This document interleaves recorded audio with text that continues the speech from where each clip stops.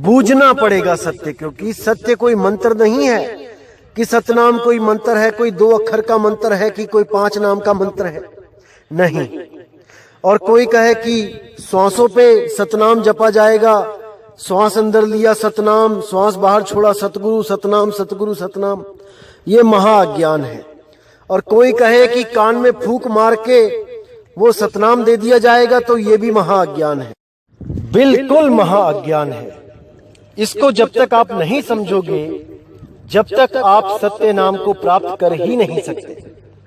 क्या बोला है कबीर साहब ने सत्य नाम के बारे में? सत्य नाम है सार, बूझो संत विवेक करी, उतरो भवजल पार, सतगुरु का उपदेश यही। कि सतगुरु का उपदेश यही है कि आप सत्य नाम को बूझो। सत्य नाम कहीं बाहर नहीं है कि कहीं वो किसी मंदिर में, मस्जिद, गुरुद्वारे में पड़ा हुआ है। सत्य नाम आपके बिल्कुल पास है, लेकिन वो अंदर भी नहीं है। कोई कहे कि मेरे हृदय में सत्य नाम है, या मेरी नाभि में सत्य नाम है, या मेरे गुदा चक्र में सत्य नाम है, या मेरी श्वासों में सत्य नाम है। ये सब चीजें काया के अंदर हैं, इस देह के अंदर है, लेकिन वो नाम विदेही है भाई, विदेही। वो शरीरों में नहीं है, लेकिन बिल्कुल पास भी है। इसीलिए बोला साहेब ने, मोको कहां ढूंढे रे बंदे, मैं तो तेरे पास में। जैसे हमारा दिल है, वो दिल हमारे पास नहीं, हमारे अंदर है। जैसे हमारे लीवर, हमारी आंतें, हमारे दांत, हमारी आंख, ये सब हमारे शरीर में है, ना कि शरीर के पास है। इसी तरह जो चीज पास है लेकिन अंदर नहीं है, उसका भेद सतगुरु बताते हैं, और उसको बूझना पड़ता है। जब तक आप बूझोगे नहीं, विवेक नहीं करोगे, तब तक आपको समझ में भी नहीं आ सकता।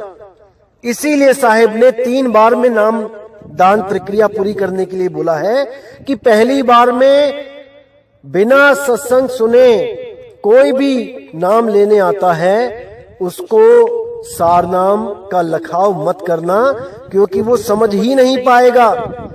जब तक सारे कंसेप्ट क्लियर नहीं होंगे, वो नहीं समझ पाएगा, वो भ्रमित ही रहेगा।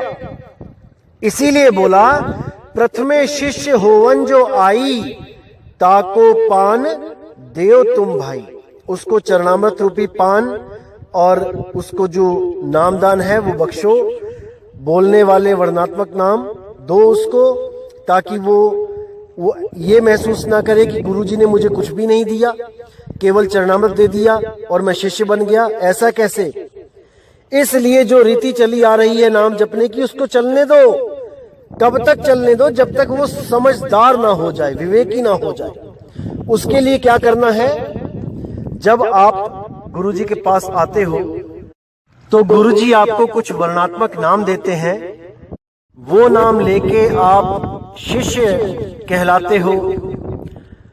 पहला चरण आपका पूर्ण हो जाता है और उसके बाद जब सत्संग में आप बैठना शुरू करते हो तो गुरुजी के द्वारा बताया जाता है कि जो नाम बोलने में आते हैं, लिखने में, पढ़ने में आते हैं वर्णात्मक नाम, वो सार नाम नहीं है, वो कृत्रिम नाम है, नकली नाम है, जिसके लिए गुरबाणी में भी आया है, कृत्रिम नाम कथे तेरे जीवा, सत्य नाम तेरा परापुर बोला। कि वो सत्य नाम वो अलग है, वो इन कृत्रिम नामों में नहीं आता। तो जब ये सत्संग सुन सुन के जब जीव जागृत हो जाता है, जब शिष्य समझ जाता है कि जो गुरुजी ने मुझे अभी नाम दिए हैं ये तो वर्णात्मक नाम है, वो असली सार नाम तो अभी लेना बाकी है। इतना ज्ञान हो जाने पर ही दूसरा चरण पूरा हो जाता है, जिसको हम सत्संग का चरण कहते हैं, जिसके लिए बोला है कि प्रथमे शिष्य होवन जो आई, ताको पान देव तुम भाई। जब देखो तुम दृढ़ता ज्ञाना, ताको कहो शब्द परवाना। यानी जब वो दृढ़ होने लग जाए, बार बार सत्संग में आने लग जाए, तो उसको शब्द के बारे में बताना शुरू कर दो। और जिस दिन उसको शब्द पे निश्चय हो जाए, निश्चय आ जाए, उसको यकीन आ जाए कि वो नाम बोलने लिखने पढ़ने में नहीं आता, तब उसका लखाव कर दो। शब्द माही जब निश्चय आवे, ताको ज्ञान अगाध सुनावे। तब उसको वो सार नाम का ज्ञान दो, जिसको प्राप्त करके साधना करने से इस जीव की मुक्ति हो जाती है।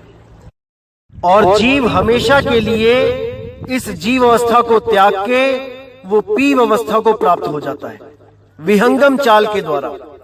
इस चाल में ब्रह्म नहीं बना जाता, इस चाल में ब्रह्म ज्ञान नहीं होता है। यहां सीधे जीव से पीव अवस्था को प्राप्त करवाया जाता है, ना कि किसी भूमियों को पार करवाया जाता है या मंडलों को पार करवाया जाता है या कुछ और, ऐसा कुछ नहीं। इधर से सुरती हटी और उधर लगी, बीच में कुछ